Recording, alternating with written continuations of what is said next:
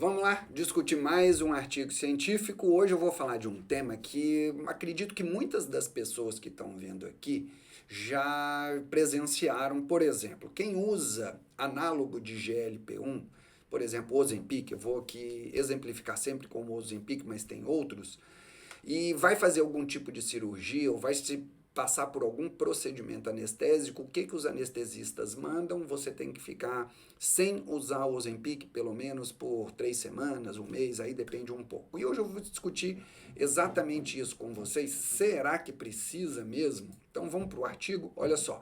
Ele fala da principal complicação, que é a pneumonia aspirativa, para pacientes que usaram GLP-1. Vamos aqui que eu acho que vai ficar um pouco mais simples, esse é o título do artigo, eu vou deixar aqui embaixo o link para quem quiser ler o artigo na íntegra, é um artigo de 2025, como eu falei, e essa é uma das revistas científicas mais respeitadas do mundo, tá? Vamos para a introdução desse artigo, então vamos lá. Esses agonistas do GLP-1, vamos falar aqui, por exemplo, do Ozempic, eles têm como uma das características, ele age no nosso corpo retardando a velocidade do alimento no trato gastrointestinal.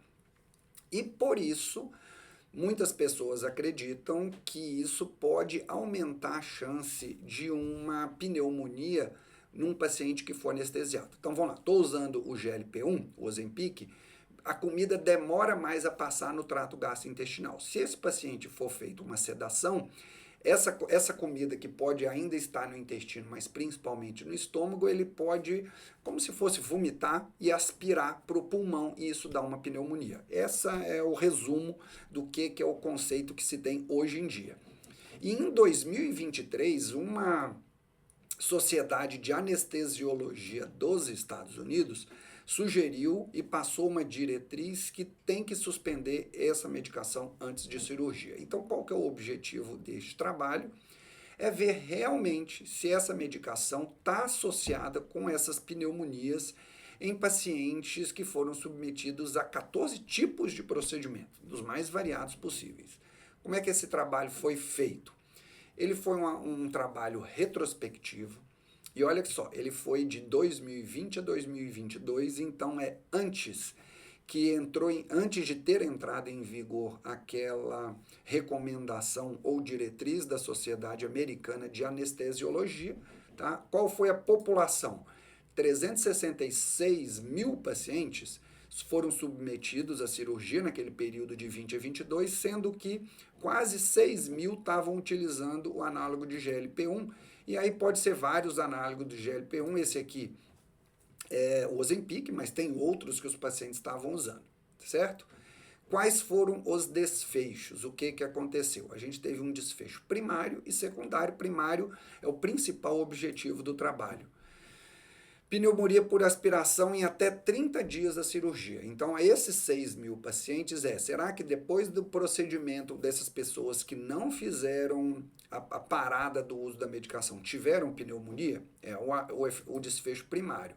E o segundo desfecho é se evoluíram com insuficiência respiratória. Olha os resultados desse exame. Para pneumonia, não houve associação. Então, o paciente que estava usando o Ozempic, ou aqueles ali que eu mencionei, que o artigo mencionou, desculpa, e fizeram cirurgia sem parar de usar, não teve associação com a pneumonia e insuficiência respiratória. Teve sim um pouco mais de insuficiência respiratória absoluta, porém, quando a gente faz a análise estatística e os ajustes de análise estatística, mostra que não teve relevância significativa. O que isso quer dizer? Não dá para falar que essa insuficiência respiratória foi causada pelo Ozempic, tá? Ou pelo análogo de GLP-1. Discussão. Não foi encontrado nenhum aumento de complicação em pacientes que não suspenderam essa medicação e passaram por procedimento cirúrgico, certo? Então, qual que é o principal ponto de interrogação aqui? Será que realmente a gente precisa suspender essa medicação?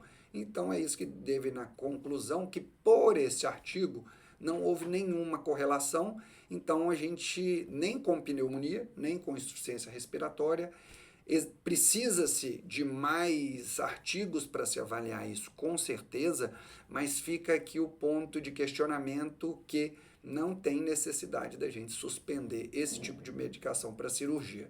O que eu acredito? Eu acredito, agora terminando o artigo, tá? Eu acredito que em pouco tempo esse tipo de recomendação vai ser suspensa, porém ela ainda vai ficar presente durante muitos anos, porque por falta de atualização de grande parte de médicos e ser um tema ainda controverso. Então, muitas vezes o médico acaba preferindo optar pela suspensão para não ter nenhum tipo de problema, mas eu acredito que realmente daqui a algum tempo, à medida que isso for ficando mais comum, a gente vai perceber que foi uma atitude muito conservadora, priorizando principalmente a segurança do paciente, mas que não chegou a nenhum resultado conclusivo específico. Beleza? Fica aqui então essa discussão científica. Eu acho que se você gostou, clica aqui embaixo. Se você acha que alguém pode se beneficiar e se quiser mandar inclusive para o seu cirurgião, manda para ele que ele pode rever aí o conceito de fazer ou não a suspensão, lembrando que essa diretriz ainda está em validade. Então é bem provável que o cirurgião vai continuar mandando você fazer essa parada da medicação. Beleza? Lembre-se, toda semana eu estou aqui discutindo um artigo científico. Se você tiver alguma ideia de artigo científico ou quiser que eu discuta algum tema específico, coloque aqui embaixo que a gente vai discutir isso juntos, tá bom? Até a próxima, até semana que vem.